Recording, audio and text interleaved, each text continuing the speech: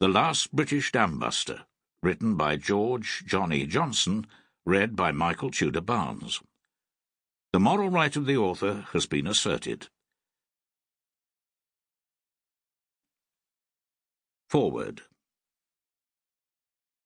Shortly before 9:30, on the evening of Sunday the 16th of May, 1943, the first of 19 Lancaster bombers of 617 Squadron took off from RAF Scampton in Lincolnshire to attack the major dams in Germany's Ruhr Valley, and the legend of the Dambusters was born.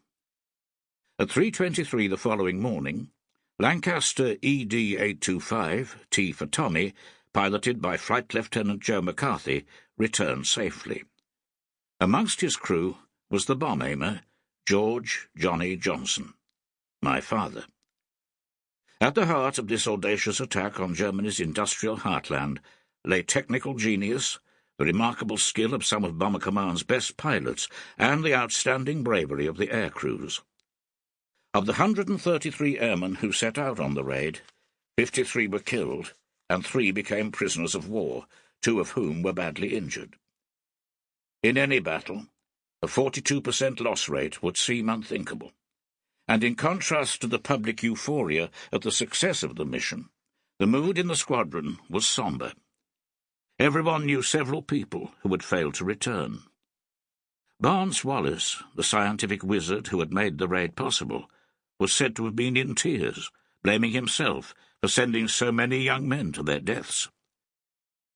Within 4 months, following 2 disastrous nights over the Dortmund-Ems Canal in September 1943, where 617 Squadron suffered heavy losses, 11 of the original 21 crews that had founded the squadron less than 7 months earlier were gone. By the end of the war, only 44, 1 in 3, of those who took part in the dams raid was still alive. Today, 71 years later, only the last 3 survive. Les Munro in New Zealand, Fred Sutherland in Canada, and Johnny Johnson in Britain. It is impossible to overstate the sheer courage of these young men, most of whom were in their early 20s. In Bomber Command, over 55,000 airmen out of a total force of 125,000, 44% lost their lives in World War II. Of course, they knew the risks. It did not take a degree in mathematics to work out the odds of survival. Yet night after night they climbed into their bombers and took their chance.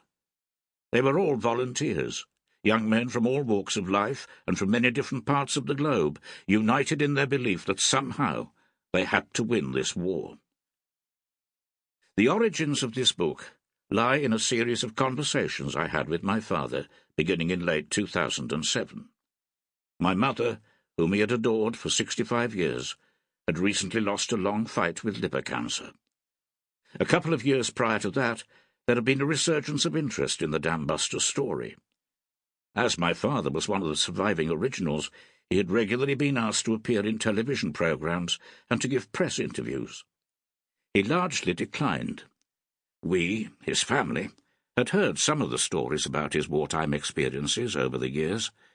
After a glass of wine at a family gathering or under questioning, he would relate a little anecdote or two, but not much else. After my mother died, however, and with no let-up in interest from the media and the memorabilia business, he changed tack. He appeared in a number of television documentaries, gave any number of speeches, and signed many hundreds of autographs. Most of the payments for these activities found their way to various RAF charities.